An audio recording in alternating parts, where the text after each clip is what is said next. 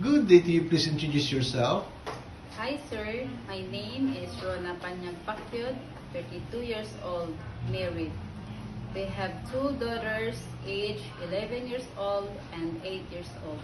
I live in Aguinaldo, Ifugao, Philippines. I have two brothers and two sisters. I am first in the family. I am college level and I took up Bachelor of Science in Agriculture. Okay. Can you tell me your work experience? I worked as domestic helper in Kingdom of Saudi Arabia for 4 years and 3 months. I served 3 members of the family, 2 adults and 3 months old baby girl. My duties is taking care of the child, cooking the food, cleaning the house, laundry, ironing, and washing dishes. Okay. In your previous employer, how would you take care of the children, especially when sick? I take care of the children. If they are sick, I check their body temperature and tell immediately to my employer. Okay. How would you describe yourself? I am honest. I am responsible person. I am hardworking. Okay. Do you have any tattoo? No, sir. Do you have surgery or serious sickness before? I have surgery. I have cesarean section. 8 years old. 8 years ago. Okay. Do you have an allergy to certain food? Yes, sir. I have allergy with chicken only. Okay. Do you smoke and drink alcohol? No, sir. Why do you want to work abroad? I want to work in abroad because I want to earn high salary to support my family here in the Philippines.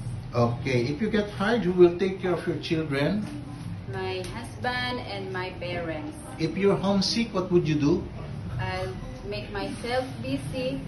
I'll do my work, responsibilities, and I will sing Christian song and pray also. Okay. What time do you usually sleep and wake up when you were working? The time I usually wake up in the morning is 5 o'clock, 5 a.m. and in the night is I sleep around 10 p.m. Okay. Are you the one who do the cooking and marketing at home? Yes, sir. Sometimes kids are super active and they tend to be out of control. How would you control your temper? I control my temper by talking to the children calm and slowly. Okay. Do you accept no day off but to be paid instead by your employer? Yes, sir. When you visited the parents, relatives, and friends of your employer, will you help and do the housework there? Yes, sir. Can you promise not to lend money in Hong Kong? Yes, sir. Are you scared of dogs and cats? No, sir. Okay. Are you willing to share a room with kids? Yes, sir. Do you promise not to use cell phone during working hours? Yes, sir. Do you promise to finish your contract? Yes, sir. Can you cook Chinese food? A little, but I'm willing to learn how to cook Chinese food. Okay. Can you sing a nursery song? Yes, sir. Rain, rain, go away, come again another day. Little Johnny want to play. Rain, rain, go away. Okay. What is your message to your future employer? Hi to my future employer in Hong Kong. Please choose me as your domestic helper.